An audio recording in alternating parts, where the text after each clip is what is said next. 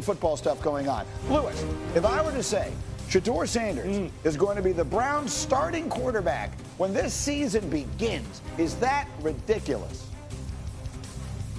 No, Greeny, you know, it's not ridiculous as long as they are able to. And I heard Dan Graziano talking about this morning earlier on ESPN radio. Yeah, I listen to it when I'm in my car in the morning.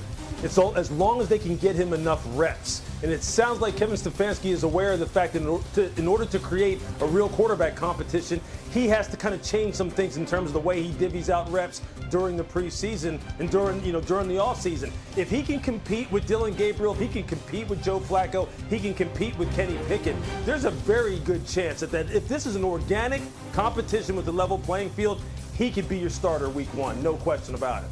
Look, sometimes we attach this number now. He was a fifth-round draft pick, and I understand that there was a reason for that. I'm not pretending it doesn't matter at all. But what I'm saying is if he had been drafted in the second round or the first, which is what we were expecting, then there'd be almost no debate about it, right? We'd be with exactly the same body of work in college and the same skill set, we would absolutely be forecasting him to be the starter, especially, Dan, when you consider the other options they have available. Right, but he is a fifth-round pick, and there was another quarterback they drafted 2 rounds earlier this year, right. In addition to Joe Flacco, who helped them get to the playoffs 2 years ago, and Kenny Pickett, who he's in the mix as well. So they have 4 guys. They need to get them all practice reps. Kevin Stefanski, what Lewis was alluding to, he put 7-on-7 drills into the rookie minicamp. Usually rookie minicamp is just, classroom stuff, very basic stuff, nothing really and in terms of team competition. But he wanted Shedeur Sanders and Dillon Gabriel to be able to get some reps at a time of year when they weren't competing with veterans for those reps. So he's very conscious, Stefanski is, of trying to make this as good, as close a competition as possible among all 4 of them. I'm going down with the ship with my friend Mel Kiper on this one. He is the most underdrafted player that I can ever remember. I genuinely believe if he has a chance, a real chance, he's going to wind up making a run at the starting job there sooner rather than later. All right, the next one. Lewis, I was looking over on ESPNBet.com. The Bears' win total for this year is 8.5 wins. This is at ESPN Bet. They only won 5 games last year. So if someone said they're going to be the most improved team in the league this year, is that ridiculous? That's not ridiculous at all. Look, I think, last year when we talked about the Bears and specifically offensively and the lack of development that we saw from Caleb Williams, we pointed squarely to Shane Waldron, the former offensive coordinator, and the fact that there just wasn't a good plan on top of the fact that there just wasn't enough surrounding him. Well, all of that has changed this year with Ben Johnson coming in, with the revamping of the interior 3 of the offensive line, and then the work that they did in the draft, Greeny, and we were there on the desk and we saw it. We saw them draft Colston Loveland. We saw them draft Luther Burden, wide receiver, tight end, respectively, to go along with a guy like DJ Moore, and Rome Odunze. This team is loaded offensively. Now it's about putting together a good plan and Caleb living up to his potential that he showed in college, that he showed at Oklahoma, that he showed at USC. And if all that comes together, this could be one of the more explosive offenses in the NFC and in the league overall. Now, I know that's a big leap. People say, hey, look, let's just crawl before we walk. Let's walk before we run. But look, this league, people can go worst to first in a hurry. I'm not saying they're going to go worst to the first in their division, but they will be much improved. One of the most improved teams in the NFL. Yeah, not at all ridiculous. I mean, look at last year's Washington Commanders, how quickly things can turn around if you put the right people in the right positions. A lot of unknowns with that coaching staff in Chicago, but, they're well regarded, and obviously I think the defense will be good under Dennis Allen. So I think the Bears have a chance, but the division, as you mentioned, is rough. That is rough, and that is going to probably cost them on their win total because they're going to have to fight against those other 3 teams that all made the playoffs last year. Most improved team, I'd be looking more at like a San Francisco or a Dallas, teams we've seen do it and then had their seasons last year done in by injury. Oh, you mentioned Dallas, did you? Well, isn't that a good segue? So yesterday, A.J. Brown was talking about, of all things, the Eagles' biggest rival, and listen to what he said. Now, we're going to have to worry about him for sure. Hey, we're going to have to worry about him. No, I like the trade. I do like the trade. I like the competition, and I like George Pickens. I like CeeDee Lamb and that collab, and it's gonna be exciting to watch, bro, because all that does is bring the best out of us.